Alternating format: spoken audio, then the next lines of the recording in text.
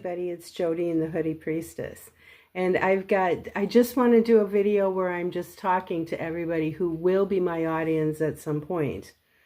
It's March. It's March 23rd.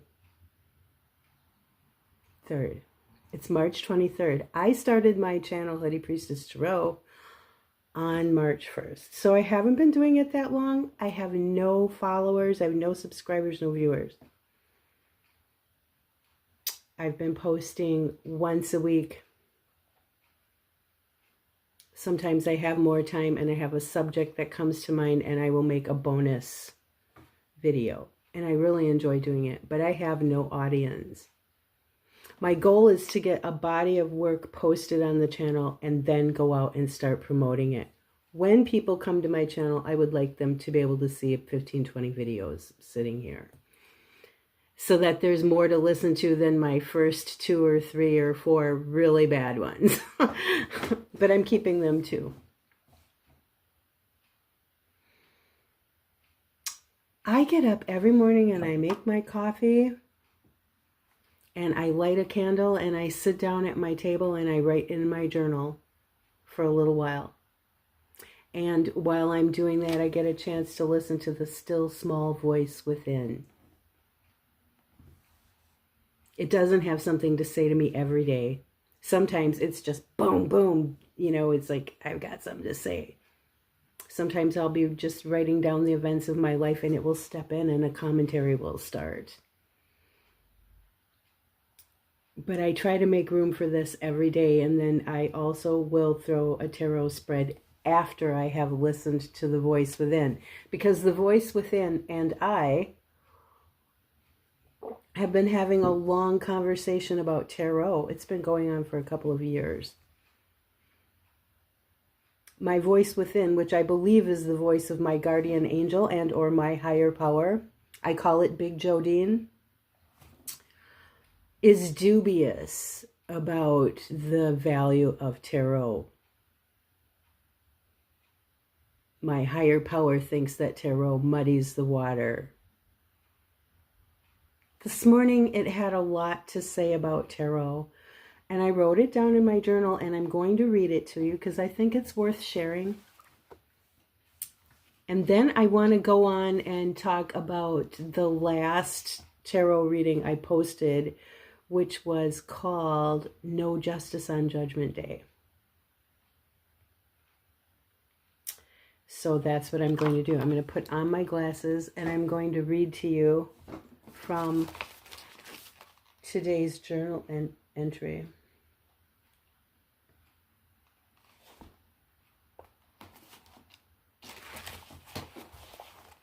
It's March 23rd, 2026, and if you reduce the numbers of the date down, you come to 9.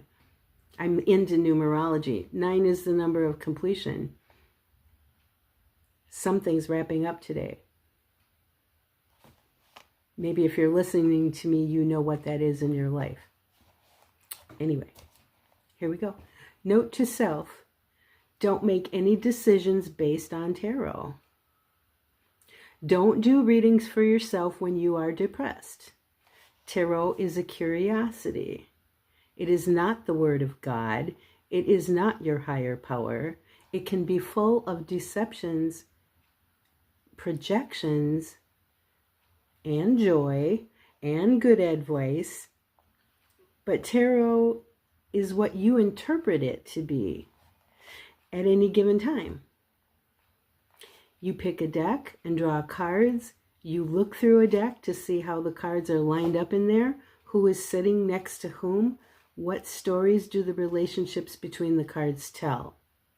You assign meaning to the stories. What's more, you assign the meaning based on how you feel at that moment. Tarot reflects back to you what you feel at the moment you read the cards. It does this because you tell it to. If you throw a spread, interpret the cards on the table, record the spread and your interpretation of it, what you have at the end is a record of how you think and feel about something. If you go to a reader, tell them your concern, cards will be shuffled and drawn, and you will get the reader's interpretation of the matter at hand and or what to do about it. It will be a reflection of them. And that may be more valuable than just sitting alone with your deck and having your own thought loops reflect back on themselves endlessly or to insanity. Being isolated, depressed, being isolated and depressed with a tarot deck or two at your disposal truly can be a dangerous thing. Not because the cards are evil, not because they're inviting evil spirits into your home, but because they reflect your own shadows back to you at a time when you would be better served by an outside opinion. By being outside, period. My voice within went on to say, get the hell out of the house for a while. If it's 20 below zero, I'm from Minnesota. If it's 20 below zero, put layers on, go out for 10 or 15 minutes until you get too cold, come back in, warm up, and go out again. Repeat until you have had enough of being outside, until you've had fresh air, until you've had whatever sunlight is squeaking through the gray sky and landing on you. It's there even if you can't see it. But I digress. If there's ice, get some cleats for your boots. Go out, go out, go out. When is tarot wonderful? When it makes you feel good. When it congratulates you on your progress, your successes. When it sees the beauty in you, in the world, in other people. When it identifies that which will make you happy and helps you plot a course of achievement. I would add that tarot is wonderful when it gives you good advice. And you can feel right away that you're getting good advice. You don't have to wonder. You'll know. It can be useful to know when you have hurt someone or yourself and to see how you can make amends to them and to yourself by not repeating hurtful patterns. It can be useful to see what those patterns are. It can be useful to see in pictures on a table when it's time to remove yourself from a situation. But then take action and move on. Do not dwell in images that reflect pain back to you ad nauseum. This is not healthy. It does no good for anyone, and it is certainly not spiritualism.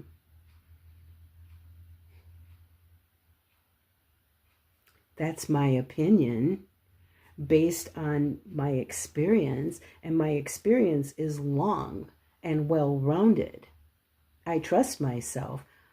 Others can trust me if they choose to. The bottom line is this. Nothing comes from tarot. Everything comes from yourself. If you're going to see a reader, then it's coming from their self.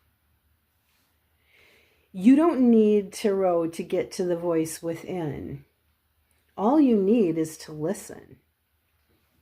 And I am a retired woman. My children are grown up and moved away, and I live alone. So it's not hard for me to find time to listen to the voice within. But when I was raising 3 children, I probably didn't make any time for that at all. If you want to hear the voice within, you may very well have to cut yourself some time to do it.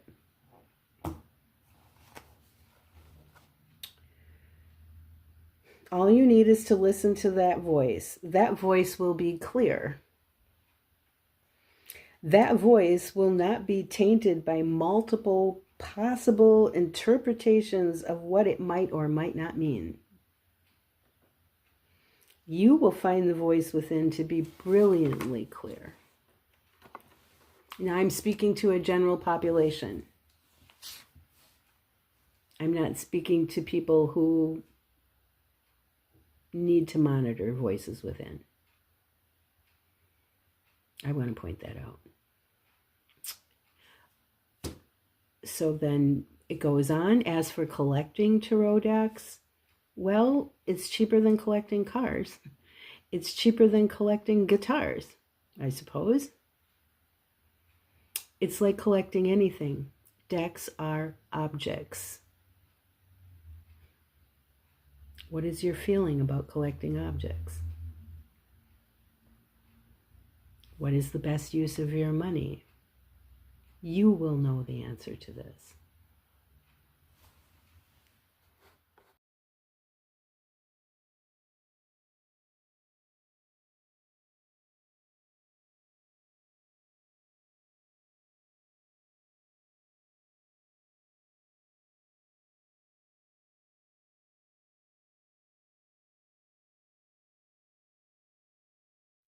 So now from there, I want to go on and talk about the last reading I did, No Justice on Judgment Day. I just find that the reading is, and not just that reading, but other readings that I've recorded, it is sort of fixated on an emotional response to political situations that are going on in the United States. That's where I am. Emotional responses to political situations. That's not really where I wanted my channel to go. Of course, I tell myself, well, the channel goes where the channel goes. And my higher self says the channel is reflecting those politically driven emotions, because that's what's inside of me. And I think that's true. But I also think that I don't live in a vacuum. I think there's millions and millions of people who feel like I do. I'm not alone. I never have been. Every time I think I have an original idea, I go on the internet and realize 6 million other people already had that idea. But I think there's more to do than what I am doing. So in that reading, No Justice on Judgment Day, I was reflecting how people are feeling fear and trepidation around the reality that the world we have known is being torn down around us, and the foundations we have stood on are being ripped out from under us, and we don't really know where we're going. Moon card. It looks shadowy and scary where we're going. That was such a reading that I asked for another little reading afterwards. Like, well, what is the advice after a reading like this? And the advice is 3 of Pentacles. Work together. The Lover's card came up. Build relationships. Hold hands, sing Kumbaya. You know that cliche?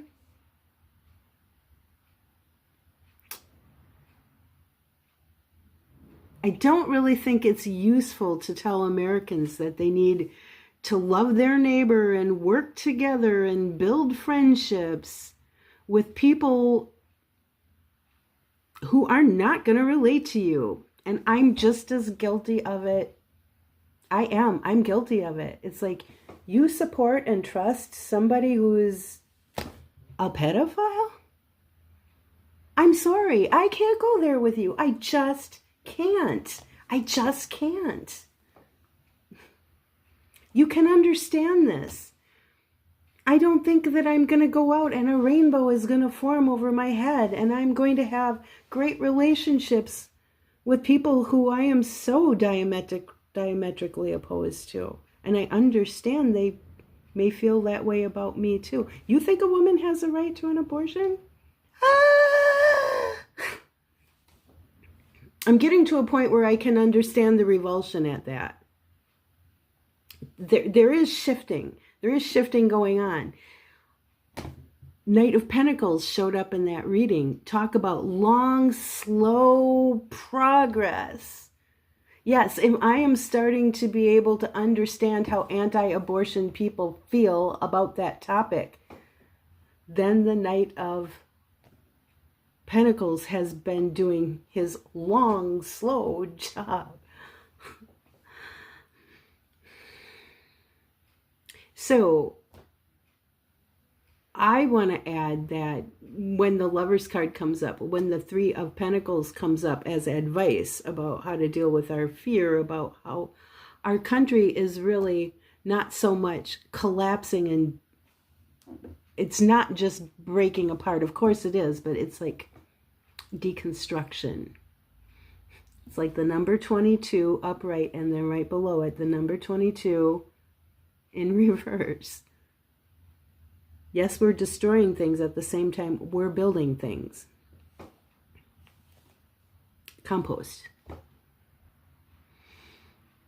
That doesn't mean it's easy. There's nothing easy about this. So what I'm saying is that to go out and work with other people, if we're building a nation at the same time we're tearing one down, which is what I really do think we're doing, and re-identifying as we go along and recalibrating, then find people who are doing what you respect, what you can support.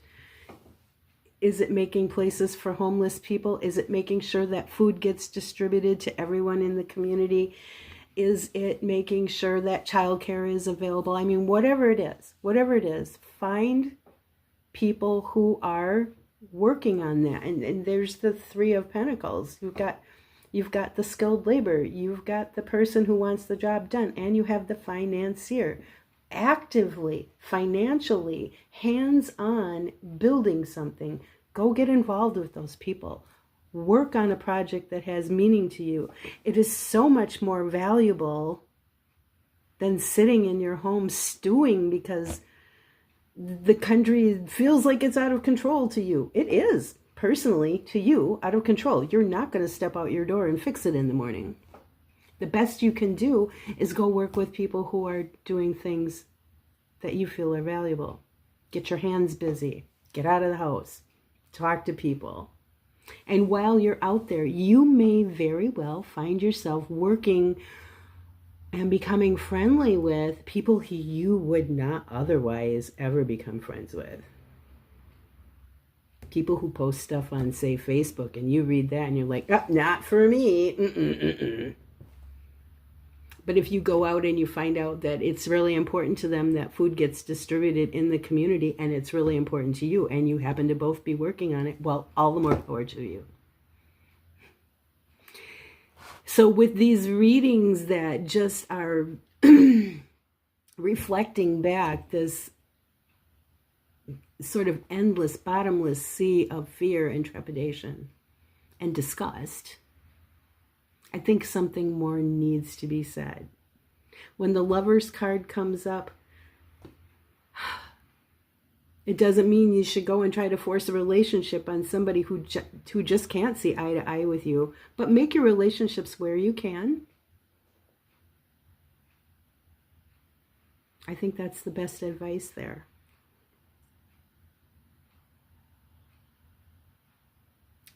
I wish you all the best. I wish you protection and comfort, and I wish you to be free from anxiety and worry and pain.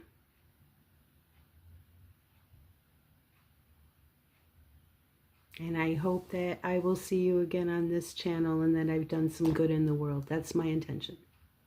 Okay, thanks. Bye. say what you want to say. Anything else? Lucy. All right.